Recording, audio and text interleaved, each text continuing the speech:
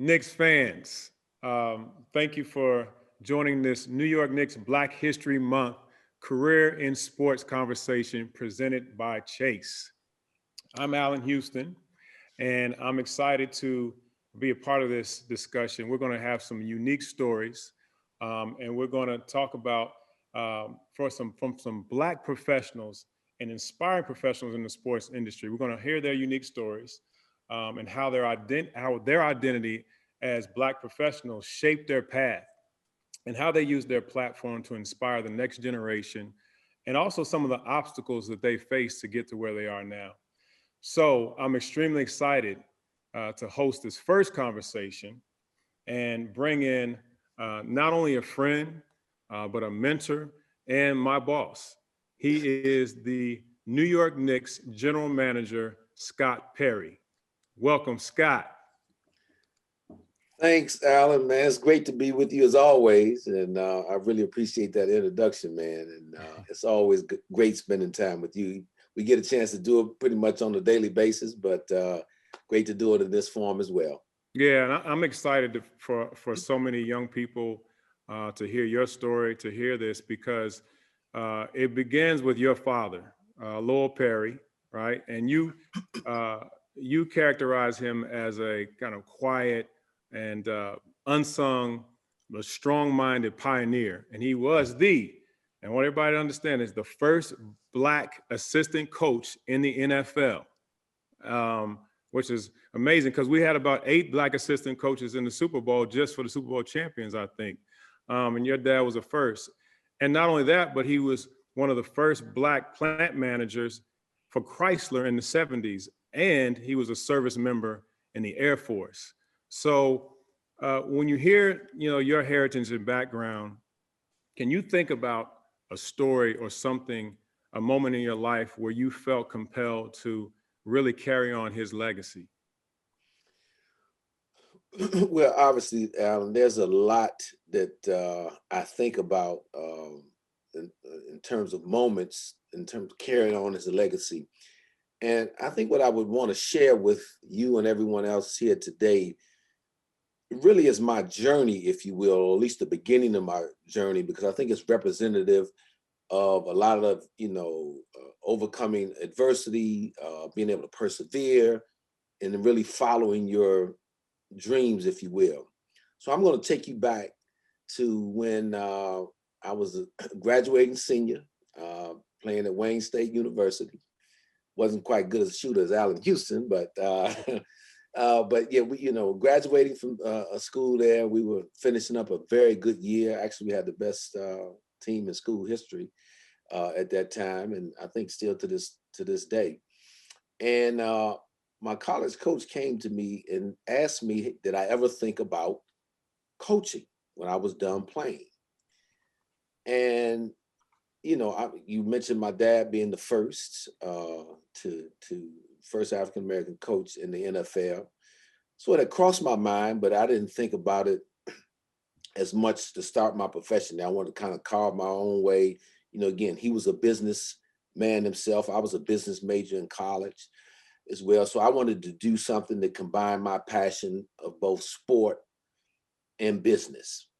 And so I said to my coach, I said, instead of coaching, I would like to become a general manager of a professional sports franchise, an NBA franchise, where I could combine those two passions. So I didn't hear, I sent something to every NBA team in the league at that time, never heard anything back. So you get a little bit discouraged at the time, but I went on and I got hired in the corporate world as the assistant branch manager at, which is now Chase Bank in the Detroit area, and spent a couple of years there. And during that couple of years, I became a volunteer assistant coach at a local high school there with a good friend of mine who really didn't have a basketball background, so it allowed me to start, really unknowingly, figure out some things as a coach. And as fate would have it, two years later, the assistant's job opened up at University of Detroit. Now I'm 24 years old. A new head coach was coming into town. He was coming from out in Arizona, so he knew very little about Detroit. And one of my mentors that I had met who was a college coach, said you would be great for that job.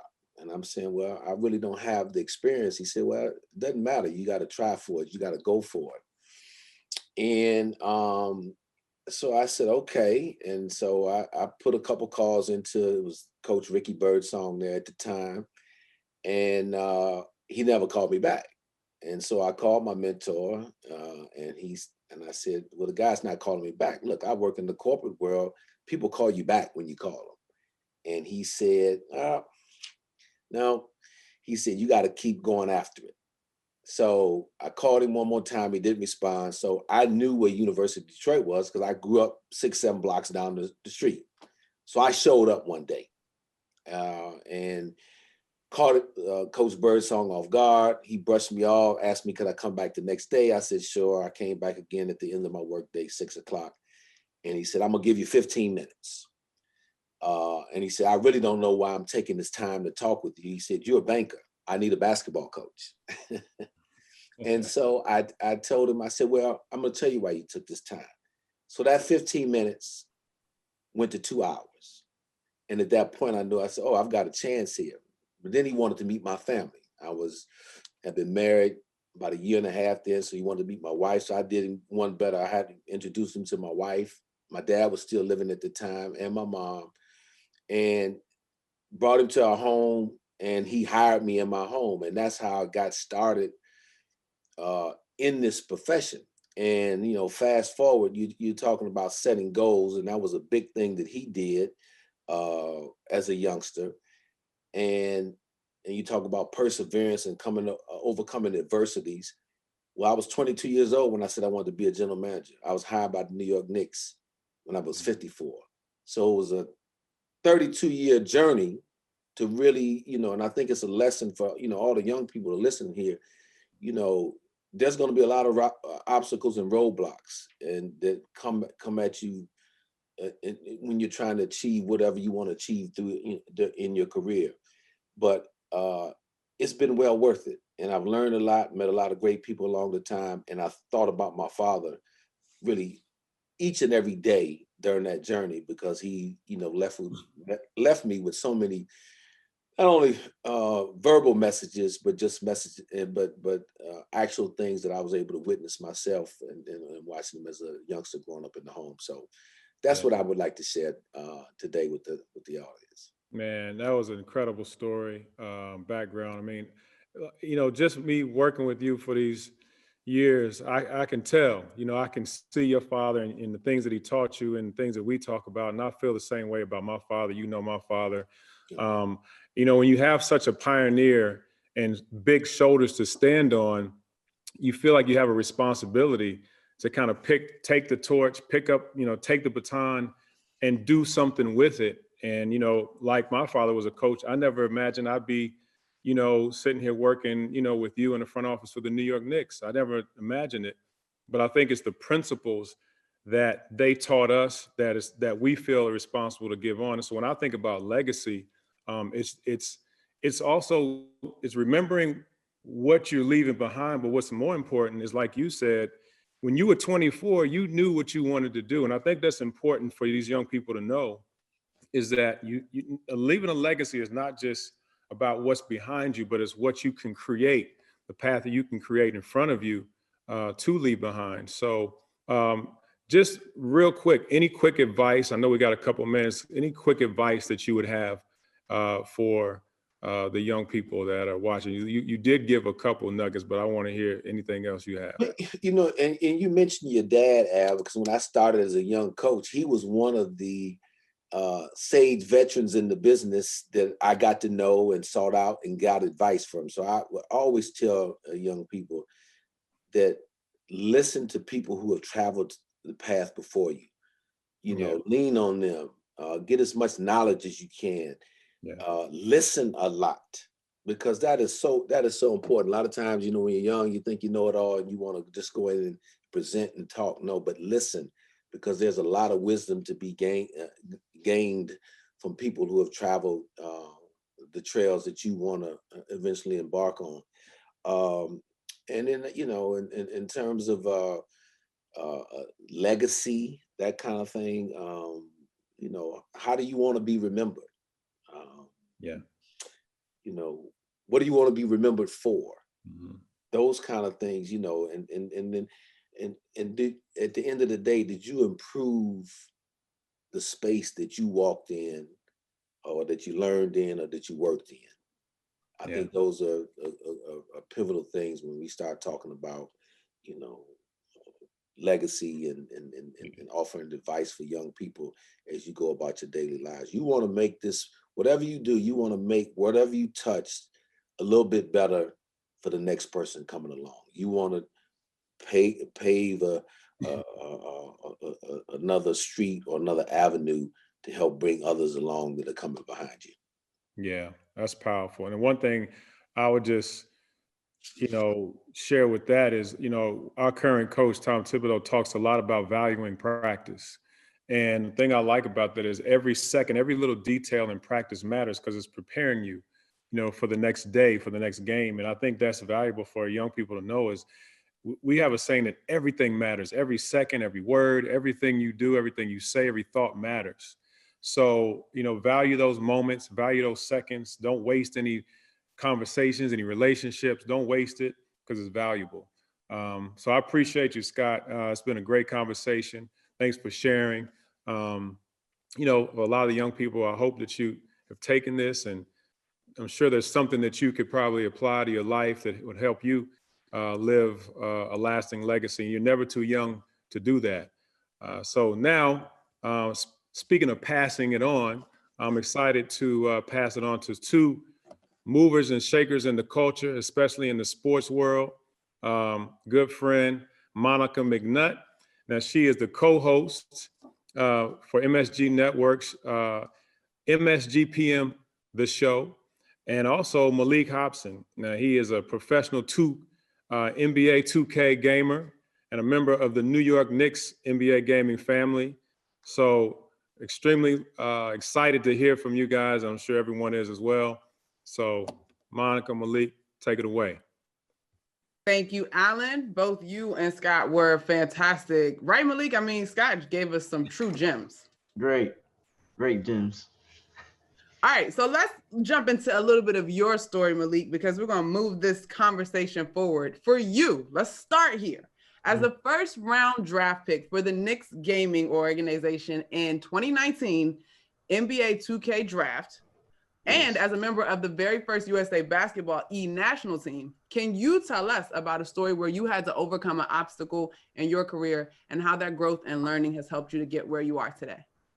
I think my biggest obstacle ever was probably at the start of my career. I was 18 years old and my parents just trying to convince them that I wanted to be a professional gamer fresh out of high school. So that was probably my biggest obstacle.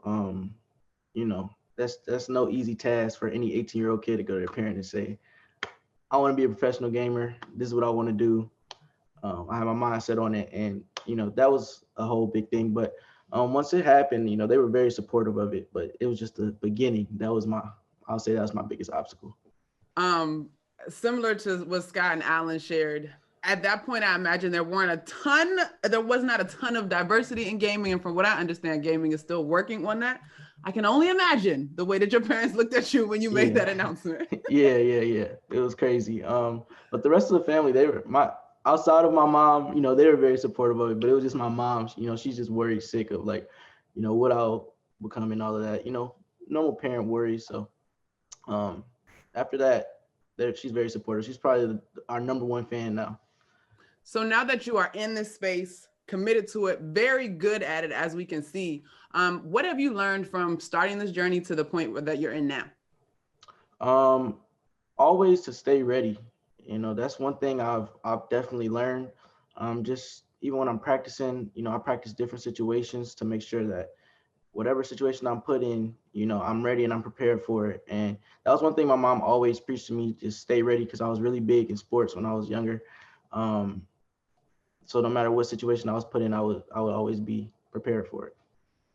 What would be then your advice to someone who might say, hey, Malik did that and he's good at it, I want to pursue that path as well? For somebody that's pursuing this path, I would say, you can do whatever you put your mind to. for sure. And, stay true to yourself. If this is something you really want to do, just be like any other career field, it takes a lot of hard work and dedication, and it's not going to be easy. But if you just stay true to yourself and, believe in yourself, it's not done in my mind, you'll accomplish it. I think our section of this conversation was called Staying Ready. And it is so true. Literally 20 minutes ago on the phone, I said that to someone in the industry. You stay ready so that you don't have to get ready. But I think similar to the same passion that you had when you knew that you wanted to go the professional gaming route, and similar to Scott when he knew that he wanted to get into coaching and the front office, when you identify that thing, you've got to fuel that fire, right? Like you said, you got to continue to practice. I know for me, I can remember starting my career in media after finishing my collegiate basketball playing career, and the tapes then versus the tapes now, thank God for the growth. Yeah. But each step, each rep, you continue to get better, and you have to practice your craft the same way that we literally practice playing the sports that we love. Exactly. For me, like you said, the having the tunnel vision for me is what I call it. Well, it came from my mom. When I was going for the league, I was just finishing high school and I was getting ready for college, and all I had was tunnel vision. Like I didn't see anything outside of going for the league. And it was the same thing with going for USA basketball. I was just so locked in on just accomplishing what I wanted to accomplish. So like you said, just being putting that thing priority, making that the first priority for yourself, and making sure that you stay focused on what you're trying to do. Excuse me. How do you though then, Malik, protect yourself from burnout? Because we can be so lasered in, like you said. I mean, I've been there too. So lasered in on this goal. I'm willing to make all of the sacrifices necessary, studying my craft. But how do you personally protect yourself from burnout? Honestly, I'm one of those people that I don't have burnout. Like, I feel like if you want it bad enough, like you're willing to do whatever it takes. And so my advice to somebody who does, have burnout, or, they're scared of burning themselves out, don't put too much on your plate. Try to separate the work and make it so you're not like doing everything all at once. For me, I'm one of those people that like to do everything at once. So that would be my biggest advice to somebody. I think that's great advice. I also think, to go with that, if I may, when you start to feel a little bit of burnout, even in the pursuit of our passions, we do have to take care of our bodies and allow ourselves to rest. But I do think that you should listen to that. And it doesn't necessarily mean that you've got to pivot entirely, but maybe you do need to step away, take a break, appreciate the grind, because I think sometimes we're so focused on where we're trying to get that we don't see the progress that we've made to get there. And that is the thing I think we all need to do a better job of honoring in one another. Yeah, for sure. That's definitely something that I could do a better job at. I'll say myself is, just taking a step away for a little bit and just looking back and see how far I've came, and, just slowing down a little bit. Like I said, I'm one of those people that like to do everything at once. And even my coach, she'll tell me like, you don't have to do, I'll say, okay, I want to practice for this many hours today. I'm like, okay, no, we're going to practice for this many hours, because we don't have to do everything all at once. So I'll say that's definitely something that I'm still learning myself to do and be better at. So I think I'm fairly confident, Malik, I got some years on you. Not many, because I'm not old. Okay. But I do think that learning to do that does come with time. And I can remember for me, starting out in media, I was born in the Washington, D.C. area. I played college ball there. People knew who I was. And I felt like it makes sense for me to be a local sports anchor in a top 10 market immediately out of grad school, because I just believe that. And to a degree, that was naive. I had not yet had the seasoning or gotten the experience that would qualify me for such a position. And now I look back and see the beauty is truly in the journey, in each step that we take toward our goals, and each lesson that we learn, including when we bump our heads. I mean, I remember when I connected with MSG, I was working with them on a project for Overtime, and the project went great, met a bunch of the folks that are now my colleagues. And I just followed up. It was probably maybe a month-ish later. I just followed up, sent an email out of the blue. At that point, things weren't really flowing for me career-wise, and just said, hey, thank you. I just wanted to let you know that I'm available. I really enjoyed the project. I hope you guys, or I hope I left a good impression on you. And Kevin Murata, who's one of my boys with the network, he emailed me back almost immediately and said, your ears must have been itching. And so that was sort of my foray into beginning to work with the company. But I wouldn't have had the wherewithal to thank them genuinely, right? Like if there's a job out there, then fantastic. But if not, thank you for this opportunity. If the journey had not taught me to appreciate each step of the way and each opportunity that comes with it. Yeah, for sure. Like I said, that's something that I have to get better at. Like you have that on me. Like you said, it comes with time. So let's do this, Malik. Real life exercise with one another. Okay. What is one thing that you've accomplished already that you want to stop and give yourself some roses and celebrate today? Definitely making the USA basketball team. That was probably my biggest thing. You know, it was all the best players in the world. They came together. It was just like the NBA USA basketball team with all the great players that come together and they have to go through trials. And out of the 30 plus players, the best players in the world that were there, you know, I got picked out of the top 6. So that was top 7, sorry. So that was probably my biggest accomplishment. What was that process like for you? It was very, like I said, I'm one of those people that just like, I lock in on something. So it was just like any other thing. When I got my mind set on something, I just know like I'm going to get it done. So I was just practicing long, hard hours, trying to make sure I came into trials in perfect shape. I wasn't messing up on anything, missing any reads, anything like that. So the process of making the USA basketball team, that was probably my favorite grind ever, honestly. I love that. I love the way you phrase that. Now, my partner, Kaz, who's coming up, knows that on MSGPM, we love props. I'm trying to find something in my box of props, Malik, that will serve as your award so that I can also join you in giving you your roses for your accomplishments. Pretend this has your name on it. Congratulations, Malik. You've already accomplished a tremendous amount in your young career. We can't wait to see what you do next. Thank you. I appreciate that. See, you know, that's what friends are for. We got to celebrate one another. Of course. All right, Malik, as we wind down our segment before we turn it over to Kaz and Tiffany, really quickly, let's give our listeners a piece of advice to hold on to, something simple as they navigate whatever their passions are. For sure, I would say, like I said before, just believe in yourself, you know, and you can do anything you put your mind to. You know, that's something that my mom has always instilled in me since I was little. You know, don't let anybody tell you what you can and can't do. You can do anything you put your mind to. I love that. I love that. I think, okay, you said anything you can put your mind to. That's classic. We love that. I think for me, I would say to really be grateful, right? Like you said, your pursuit with USA Basketball was your favorite grind. I think sometimes we're in the midst of the grind. We're not appreciative because you feel like you got this uphill thing you're trying to accomplish. But when you really can take a step and say, you know, I'm thankful for the ability to tackle this task. I'm thankful for the opportunity to strategize and to plan and to navigate this thing that I'm passionate about. I think being grateful from the bottom of our hearts it forces us to be intentional, because when you're grateful, you take care of something, right? And I know part of this panel is because of Black History Month, and we are always so grateful for those that came before us to give you, myself, Scott, Alan, Tiff, Kaz, the whole crew opportunities. And so because we're grateful, it's important that whatever we set out to do, we take great care in doing it and not waste any opportunities. So my advice is to be truly from the bottom of your heart grateful. I like that. All right. Well, Malik, it has been an absolute pleasure chatting with you, my friend. Same here. The pleasure is mine. Definitely going to, have to stay up to see what you accomplish next in the world of gaming. I swear, Kaz, MSG is going to make me a gamer after all, partner. That was a tremendous conversation. Thank you so much for sharing.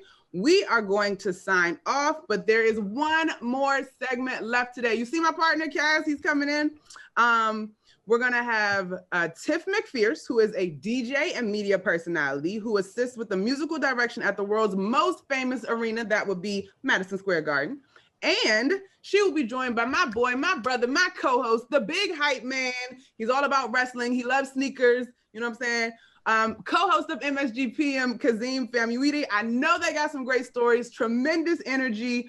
They've got some good nuggets to share with the future and how our young Black folks are uniquely positioned to thrive. Kaz and Tiff, take it away. Monica, Malik, thank you so much for that incredible insight. Monica, I mean, you know how we get down. Tune in MSGPM each and every home game with the Knicks. You know how we do it. And Malik, continue to do your thing for NBA 2K. And big up to oh man, my God, did I do all that talking while I was muted? It was just a little bit got muted, but we heard Did a lot. I do all of that? while I was muted? This is the best part about these live sort of presentations. So I was saying thank you to Monica and Malik for an incredible talk, incredibly insightful, and of course, Allen Houston and the big boss man, Scott Perry. But first, I love to talk to the one and only, and let me tell you something, you got the flyest name for exactly what you do. Miss Tiffany McPherce. Not only are you the assistant to music supervision and DJs in the world's most famous arena, Madison Square Garden, not only are you the first Black woman to have such a position, but you're the first woman, period, to ever have a position like that, Tiffany. So I know we're in the mood of giving flowers, and Valentine's Day is Sunday, so I'd like to give you your flowers first and foremost, ma'am. So please take them. Thank you. Thank you. I receive them, brother. Thank you so very, very much.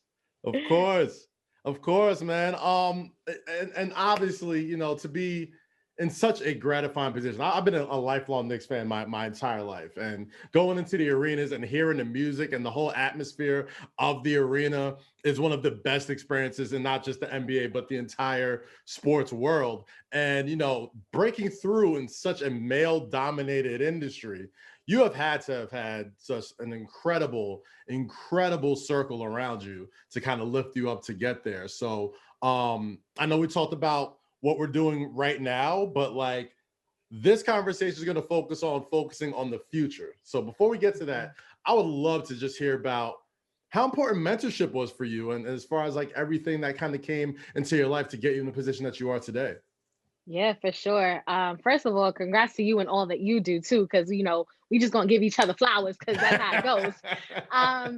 It's really important. I sit on the board actually of a nonprofit called Girls Mentor Girls, and mentorship that I see through them, because it's a peer mentoring program, and then we also mentor for them. They have such an an upstep on what I didn't have, because I didn't have a specific mentor per se. And hindsight is always 2020. What I've realized, even from talking to people now in my life that are sort of like mentors, that we always have mentors along the way, even if it's not somebody like super paired to us. And I just remember a lot of things of people that stuck out to me, similar to like what Malik said, that would always say things to me about, you could do anything you put your mind to, or just showing me different things. Or if I had a question before, Google, before YouTube University, when we had to really go to the library, look at the index, read the book, I had other people just like show me those kinds of things. And then the one thing I'll say too, also, like, even just being in the arena, I've gotten a lot of information and stuff watching just how it works in our space, and how, the music director does things, how everybody just works. And coming from a background of performance, I used to dance most of my life, and then going into DJ and musical direction, everybody works differently. But I think at the Garden, it's so on point. So it's like, that's my kind of place, being type A. But just getting a lot from watching, things you can do differently, things on the fly. So mentorship is very important. But if you're someone like me that didn't really have a specific mentor, or thought they didn't have one, always take from what you have around you. Because when I think about it, honestly, my biggest mentor is like my Nana. She always taught me, like, just so much. I get, at this point, she need to have an Instagram because I'm always talking about her. But like, she is just giving me so much and lessons on how to do things. How, if you don't know something, you should try to figure it out. You should, use as many resources as possible to do so. Knowing each and every part of what you're doing, at least so that you can have a good grasp on how to come into the situation. So, as a DJ and as a music director, I also know about like production. I know how to write a script. I know how to read a script. I know how to call a show, which I've done. Like just learning all these different things so that, you know, whatever you want to do, you can be even better at it and know how other people feel when they're doing their jobs. Especially if you know you plan on being a leader, which I'm sure a lot of the youth are gonna be leaders out here. So yeah. Absolutely. Tiffany, you mentioned two things that really stuck out to me. One, which I can relate to very closely, is not necessarily having like one specific mentor, right? Like Yeah. when I was growing up and coming up in the industry, I got my first big break writing for the Source magazine, right? And Yes, you the know, Source. yes, I totally aged myself with the Source magazine. I mean, we But on the same age, I feel like, so it's okay. we are. So there's the thing, right? Like I'm this young kid kind of coming into this legendary magazine, right? With all this history. But you know, I see that the industry is going more towards the internet and going more towards like digital and creating like content, like video, and being able to have something at your fingertips at all times, you know? Yes. And the more I saw and the more that I kind of like absorbed what I wanted, as far as not just being able to create content and being a host and being talent, but having a strong pen and having a love of sports and just multiple things, not just being stuck to one thing. The one thing that stuck out to me was I don't know anybody out there that does what I want to do, right? So the one thing that really stuck out to me was, you know, not necessarily having one mentor. And even if that person doesn't even know you're their mentor, like sometimes you got to find certain folks and be like, that's the closest thing to what I'm trying to accomplish, right? Like I grew up loving sports. I played basketball my whole life. I'm not as nice as Monica and Alan and everybody here, but you know, I have a big affinity for the game of basketball. But I knew that, you know, I would only be able to play at a certain level, but I still wanted to be a part of my life as much as I can. I loved Sports Center. I love watching Stuart Scott. I loved watching people like that. And one person that I got close to early in my career was a guy who used to work here at MSG, was a guy by the name of Gus Johnson, who was, you know, an extremely popular, you know, play-by-play analyst and stuff like that. And I always wanted to be like, how can I get into that space without having to be a square, right? Like without having, while still being able to retain who I am and being myself, because I know not everybody is like what they see on TV. I know I try to be a little bit more relatable to the people that are watching it. Like I don't want to ever feel like I'm looking down at you when I'm talking to you on TV or talking to you on Instagram or Twitter or whatever. I want to see you eye to eye. So with that, you know, I got really close to him. I traveled with him for a story I was doing while I was at the Source magazine, just on him. I didn't even think the Source wanted to do a story on him. I was just like, I'm gonna follow this guy because this is kind of who I want to be. But like. You see, but even that was like the little thing right there. Like, how can I be me and still, you know, do what I do? That's it. You look for those types of things. Storytelling that people are not giving, ways to play the music that people are not thinking about, ways to look in if you're going to be a doctor or whatever, like research that people might not be researching or, you know, have put to the side now. There's always that little like space to make that lane. Absolutely. Yeah. And that was something that was so near and dear to me, and you know, getting to know him and him kind of seeing it as well. Like, you know, I'm a young Black journalist trying to like tell him and telling him like, listen, like this is kind of what I want to do with my life. And it was right then and there that I finally realized, and he told me, he was like, listen, I used to be like you, where I wanted to be like fill in the blank, some sportscast that he saw on TV all the time. And he realized, you know, he can't be a second-rate version of somebody else. You can be inspired by somebody. You can, you know, look at someone and admire them. But, you know, the more that he was himself was, you know, the more he got a lot of success, the more he found himself being, you know, standing out in the industry that's really hard to stand out. And, you know, that's kind of all the reassurance I needed to know that I didn't need to really change myself to continue to go after what I wanted. And I know there's a lot of kids listening right now and watching this. And I know this summer there was a lot going on, and there was a lot of, you know, people. I'm speaking specifically to the folks that look like me and Tiffany right now. Like I know there was a lot that happened this summer. And it's going to be pretty difficult, as far as like seeing what's real and what isn't, because, obviously I'm not going to sugarcoat it. We're amongst friends here, we're amongst family. So I'm going to consider you all Knick family. There was sometimes we saw stuff in the summer that was cool. And then like the interest kind of sort of trickled out. So that being said, I would say when it comes to when it comes to the topic of mentorship, it's good to know and be around people who have walked in the same shoes as you, who have walked in the same steps of you, and knows that your best interest is at heart. Okay. Like there's a lot of people out here that wants to hold knowledge from you and not really tell you what it is, and in fear of you sneaking up behind them and taking their spot in certain industries. It's a very, especially sports and entertainment, it's a very competitive industry. I'm not going to lie to you. There's going to be people like that. There's also going to be other folks who are secure in themselves and know that imparting knowledge into the next generation is for the greater good.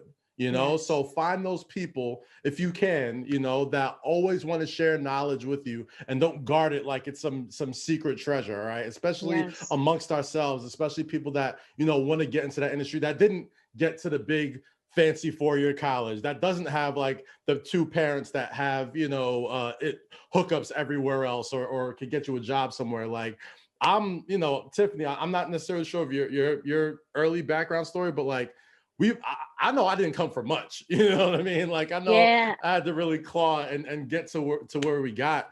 But that's one thing I hope you guys leave with is knowing that, mentorship is important, but knowing where you get it from and knowing where the situation is from your heart, from where it's coming from, is extremely, extremely important. Yeah, I mean, I think it's also good for, everybody watching to always remember that, you always first have an answer. And even if it's more so on just your intent of what you want to do and why you want to do it, it's important to trust yourself and to, invoke empowerment into yourself. Even if you might not be getting it from other places, mentorship is very important. It is, it does save you a lot of time, and it's also something that you can do for yourself as well. You can learn to kind of just trust your judgment, look towards your intention even more, especially because, nowadays, a lot of people feel like this pressure to keep up, but y'all don't have to do that. You know what I'm saying? Like, I'll be the first to tell you, and you said this earlier, when you are yourself, more things come to you, because what I believe in is I used to hustle so much. I've been DJing for about 9 years. I've danced from the time I was 4 years old up until, like for 30 years, basically, professionally. So I toured music videos, stage shows, all your favorites, did all of that. But I still had this, like, I've always hustled. And there's a point where it became like, I felt like I was just trying to get the thing and trying to get the next thing and trying to do this thing that I thought would put me there and make me happy. And I realized I am the thing. And when I realized that I am the thing and I started looking in instead of all around me for everything, that's when I really got clear on what my intention is, what I have to say. Like Scott said, what I'd like to leave here in this world, what I'd like to leave around me, how I'd like to, be of service to myself first so that I can help the collective and then be of service to others. And I encourage anybody young watching this to know that that's the cool thing to do. It is cool to take care of yourself. It is cool to know that you are the thing you are looking for at every moment. And if you're not sure of something you want to do, then take time to listen. And sometimes listening means getting still. And I mean, I'd love to even just give this out too. Like what I do with music as a DJ, and I do it even at the games. You know what I'm saying? Like I listen to everything that I'm about to play and I have an intention of why I'm going to do it, because I know that sonic sound lifts people's vibrations. So I know that what I'm giving to people is what I want them to have and how I feel. And that's my stillness. That's a way that I, meditate. That's a way that I find space for myself to know what I want to do next.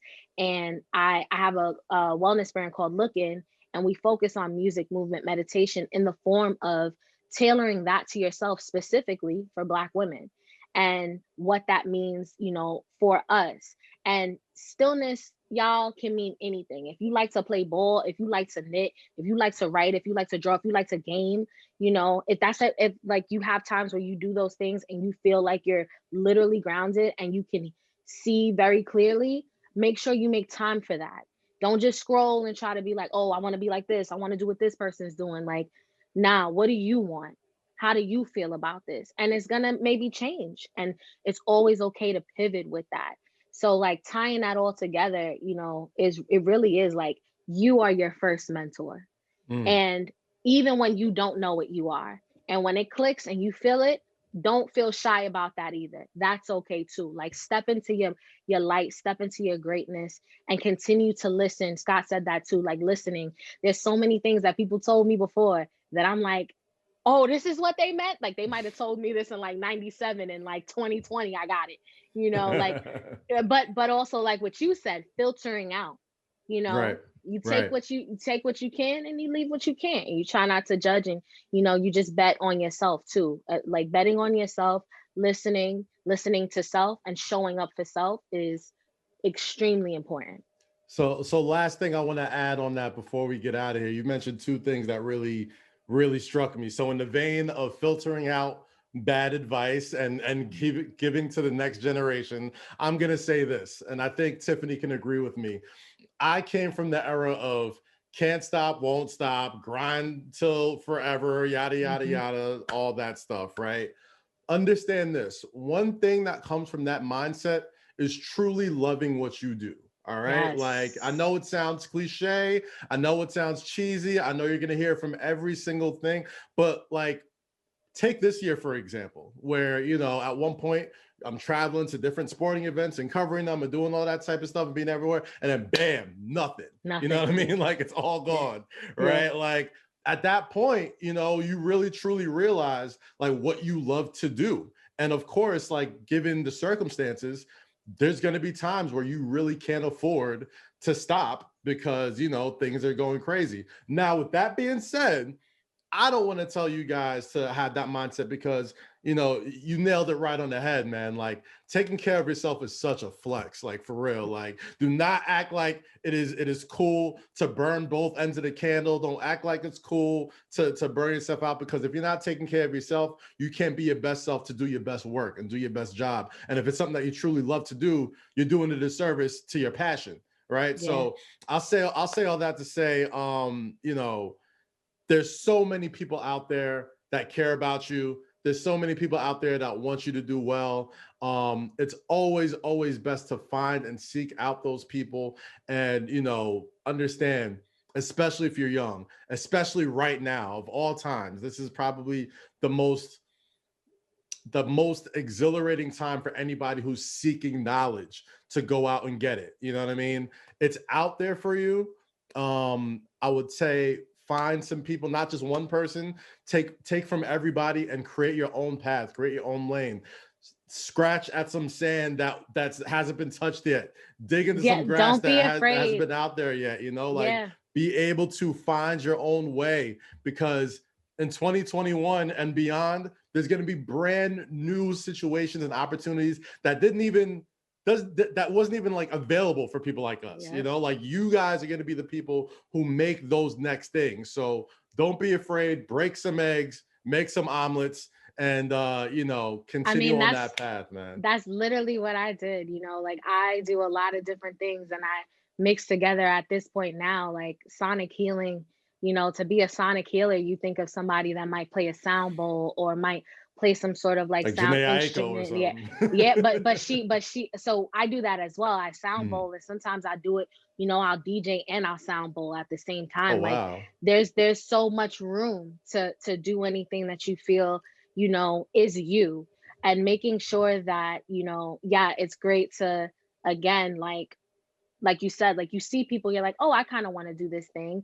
But if you don't see anything that you want to do, that's fine too. Cause I never saw anything, that I was doing except for in people, maybe like a Queen Latifah or like Hove and like little things in that. But I still had to find like, what is it that Tiff has to say? So just like you said, like, don't be afraid to break those eggs, because I feel like they're there to be broken anyway. So always do that. And the other thing too about, leaving that door open too, like, give that knowledge, because we're made to share knowledge. Nothing is new under the sun, as on the basic level. So share what you know with a friend. If you find something out and one of your friends is like trying to like break into that too, feel free to just like let them know where you got that from, and they'll go on and do what they need to do with it. But like, your first always gift is yourself, and always remember that. That way you can know how to filter through everything else. Your gift is yourself. Tiff, I think that's a perfect way to end this discussion. Mrs. McPherce, thank you so much for chatting with Thank me. you. I appreciated the good vibes and the good conversation. And on behalf of Chase and the New York Knicks, I want to thank each and every one of you guys for listening in on this conversation, especially to celebrate Black History. We'll be continuing to celebrate Black History all month long and beyond. Until then, All stay year safe. long. See y'all later, and go Knicks. You already know. Peace. Take it easy.